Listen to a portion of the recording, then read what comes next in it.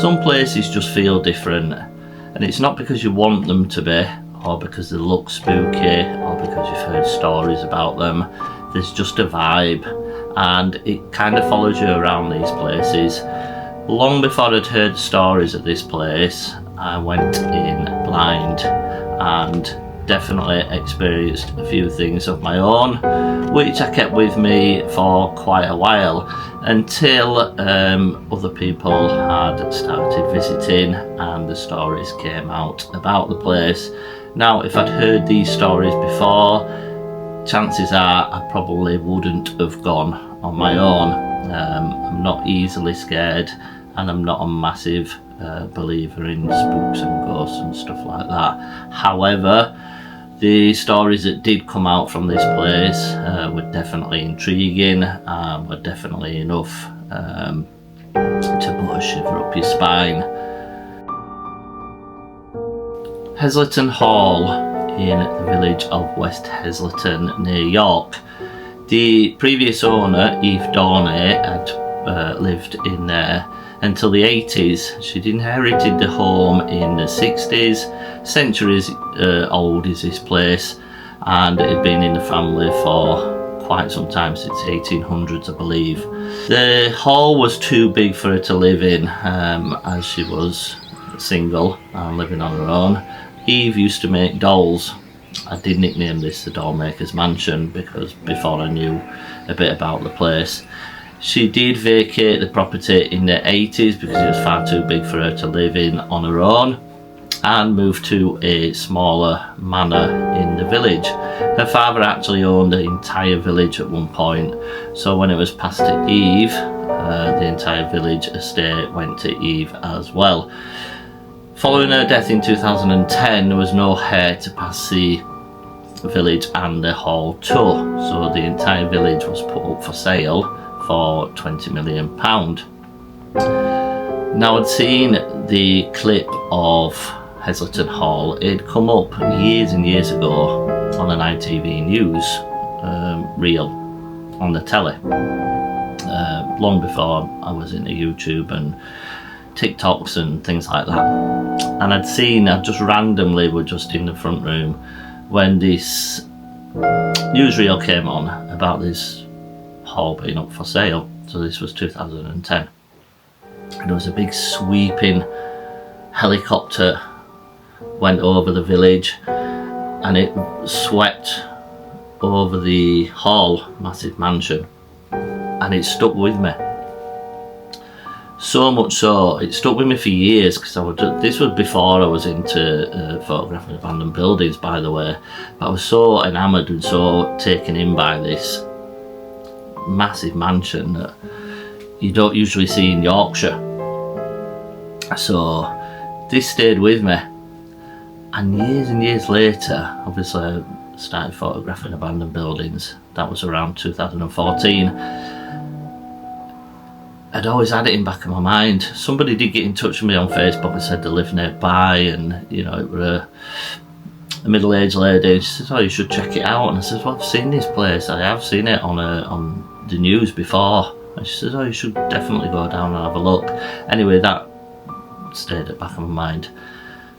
One morning I wake up, can't sleep. It's 4 o'clock in the morning, I can't sleep, and this image, this reel of this helicopter shot over this mansion popped into my mind, and I'm like, well, it's now or never. Just grab your camera. You can't sleep anyway. It's not a million miles away from you. So I grabbed my camera, grabbed my tripod, thought I'll go down and I'll have a look, at least if I get some external shots of the building. So goes down, climbs over this big country estate wall. The place is completely abandoned, like, so walks around for ages and ages. The place is screwed tight shut, police tape on it, so I imagine police have done some form of training there at some point, hopefully. There hasn't been anything untowards there. So I'm walking around the place, cannot get in at all, just about to go home, takes a couple of drone shots before I go. There's a crack in a window above, so shimmers a drain pipe, sliding sash. Throws my bag in. I'm in. Wow, so not a wasted journey. I'm in the place. Whole new ball game, man. Oh dear. I wasn't expecting to get in this place. I wasn't expecting it to be so big. I wasn't expecting it to be so silent. Like, I immediately feel like I'm in some sort of haunted house of terror. There's just me, my breathing, and complete silence. So after that, I'm just making my way to the doors, looking either way, completely freaked out anyway. I had no pre-notion of the place. I'd not heard any stories, I'd just seen it on the news and just wanted to photograph it.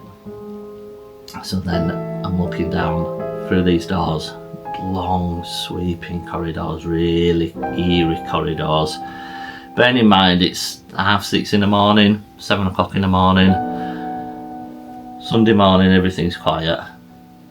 So I'm making my way room to room, long corridors, looking back over my shoulder. It's really blooming creepy. And being on your own anyway, when you've got someone there, you've got, you know, you've got a bit of backup. So if something does happen or someone does come, you share the blame.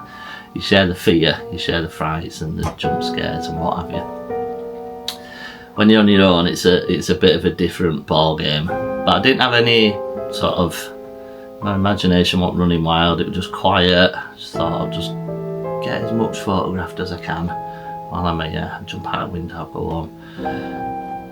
So I'm going from room to room, let's say nothing untoward, creaking floorboards, that was me. And about an hour in, I walks down this corridor to these nice curtains. I say they're nice, I won't have them in my house, but they've got like parsnips and root vegetables on them and stuff like that. And just as I turn this corner to the main grand staircase on the second floor, all of a sudden, bang! This door slams below me. And you can see in the video, the camera shakes like that. It doesn't half make me jump. And I'm like, what the blooming heck was that? So my first thought is, someone's got in.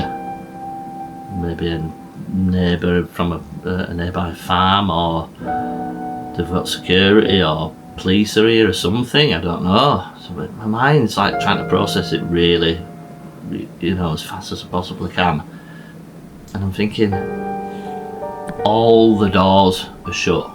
All the doors are screwed shut. Every window in the place, on ground level, is screwed. Like, screwed shut. There's absolutely no way in. So nobody's walked in through ground floor. There's absolutely nobody else in here. I can attest for that. So I'm like, oh. So I wait for a bit. No more noise. Carry on what I'm doing. Nothing too strange occurred after that. I did hear voices. I could hear chattering. My immediate thought was go to the window and see if there's someone outside. Maybe I've triggered a sensor. Can't see any sensors. Maybe I've triggered a sensor, something like that. And you know, somebody's coming. So I looked outside where I thought the voices were coming from. Nothing. So that was my only experience. So did the entire place. Like, made sure I pretty much saw every room. When I left, like, this is 2017, so like I've told you before, I sit on these images, I don't glorify them, I don't sensationalise them to get views, clicks, likes, things like that. I sit on these images. Close friend of mine who I've been exploring with for 10 years. And not seen him for a while. He just got back into it, so I did tell him about this place, and him and a girl explorer went along as well. Now, he had some very strange experiences. Footsteps chasing him upstairs, doors banging, footsteps above them when they were coming up out of the basement, and other people will tell you the same. The stories that have come back to me since have been, well, I was just coming out of the basement and then we heard footsteps walking up and down the corridors above us, doors banging again, and other strange things, shadow people walking up and down corridors. Thankfully, I did not witness any of that. If I had done, my camera would have been left behind, my bag, my boots, I'd have just legged it out of there. That would have been terrifying. So, are these things residual? Are these things part of an old building? Are these things of the mind? Are these things real? Are these things interactive? I cannot say. I can only go by my own experiences. I can only go by what people have told me. However, if I'd have known all this, I would not have gone in on my own, because it would have just played on my mind too much, and I would have been waiting for these jump scares, these footsteps, and as soon as I've heard them, I would have been out of there. Not knowing, not quite believing, just makes you try and put it down to something else. So, a wonderful place to look at, a wonderful place to photograph, a very creepy place indeed. The place has been bought now, and I believe they are going to be renovating it. So I know a few people have tried getting in lately. It's too secure, sensors, alarms and stuff like that. So I was very lucky to go when I did. I didn't tell anyone, and I didn't sensationalise it. So the few people that I did told a few other trusted people, but they all had the same experiences, which were far worse than I had. Now maybe whatever was in there took pity on me because I was on my own. Maybe, I don't know. Like I say, do I believe in the paranormal? Yes. I'm not arrogant enough to say these things don't exist. The first house me and my wife lived in with the young children at the time, we had lots of paranormal experiences that we never put it down to a ghost at the time because we didn't know the history of the house, but we turn the living room light off every night, go to bed. When we got up in the morning, the living room light was on. Found that strange. We'd hear disembodied hand bangs on our bedroom window, which is a floor above, overlooking a graveyard. So that'd wake us both up in the middle of the night, somebody slapping their hand on the bedroom window, which is 20 foot above ground. Which again, we always put down to, that was weird last night, wasn't it? We had the child gate rattling in the middle of the night, so I got up to see the young daughter, the young one at the time, wanted to go to the toilet. She was tucked up in bed asleep. So a few things like that, and it wasn't until we were moving out that we heard the previous owner, an elderly gentleman, had died of a brain hemorrhage in the front room. So kind of added up a few things. So, you know, I've been in hundreds of abandoned buildings. Many I go on my own now, and I've not been attacked or anything like that, but few little things. So it's hard to say, there's no definitive evidence. So make your mind up on these things. As always, let me know what you think of the video. Let me know if you like this kind of thing, the historical side, the photographic side, or just the stories that go with it. And hopefully I will see you next week.